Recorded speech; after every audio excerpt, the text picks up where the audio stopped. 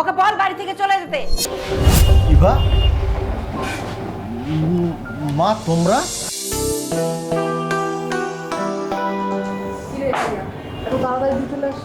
চলে আসছি কেন? তুই সারাদিন ফোন টিপিস কেন? হ্যাঁ, এই তুই আমার কথা বাদ দে, তোর ইন্টারভিউ কেমন শুধু এটা বলা গেছে। তুইও যদি আমারে আসার সাথে সাথে এই কোশ্চেন করিস, একটু পরে আমারে আম্মা সবাই জিজ্ঞাসা শুরু করবে যে ইন্টারভিউ কেমন হলো। এখন কি করবো বল? তুই কি আবারও আমার কাছ থেকে সেম কথাগুলো শুনতে চাচ্ছিস? তার মানে এইবারও তোর চাকরিটা হবে না? বাদ দে এসব। স্মাইল কিসে? মা আজকে গরু মাংস রান্না করছে। গরুর মাংস? গরুর মাংস রান্না করছে? আগে গরুর মাংস খাই, পরে অন্য কিছু। প্লিজ তুই আমার জন্য এক বাটি নিয়ে না, এখানে নিয়ে প্লিজ। হ্যাঁ, বসে বসে খালি খাবো। হ্যাঁ, খা, শান্তি করে নে। যতদিন বাপ বেঁচে আছে ততদিন খা, আর বাবা মরে গেলে আমি তোকে বসায় বসে খাওয়াতে পারবো। আরে আম্মু বাদ দাও না, ভাই এত দূর থেকে ইন্টারভিউ দিয়ে আসছে, তুমি কোথায় জিজ্ঞেস করবা ইন্টারভিউ কেমন হয়েছে, আর তুমি এগুলো ঝগড়া শুরু করছো। কি আর জিগাবো? ওই এক কথাই বলবে, চাকরি হয় না, ইন্টারভিউ তো দিতে পারি নাই, এই বলবে। আর কি বলবে? নতুন করে তো আর কিছু বলার নাই। মা আমি চেষ্টা তো করে যাচ্ছি, হচ্ছে না, আমি কি করবো বলো?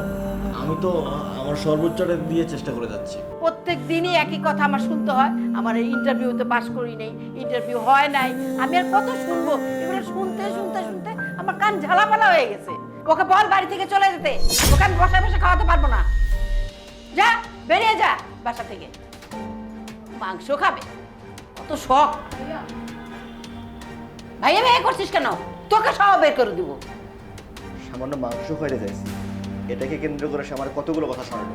তোর কি মনে হয় আমি আর ওইখানে থাকবো? যা, দেখি তোকে কে কয়দিন বসে বসে খাওয়ায়। আমাদের মাংস তোমরাই খাও।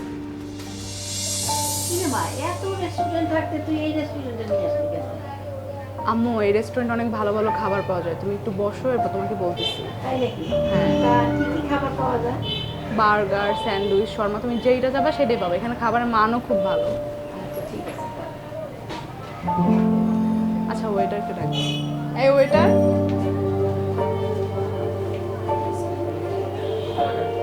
অর্ডারটা একটু পরে করতেছি, আমরা মালিকের সাথে দেখা করতে আসছি, মালিককে একটু ডাক দেন।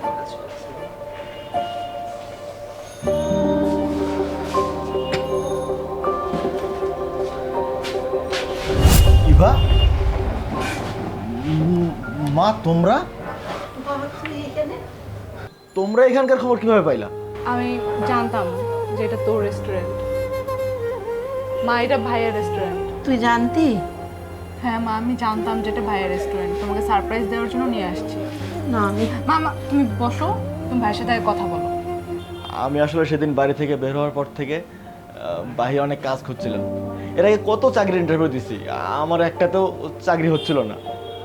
পরে অনেক কষ্টে একটা কাজ সংগ্রহ করলাম, আমি একটা হোটেলে কাম নিলাম।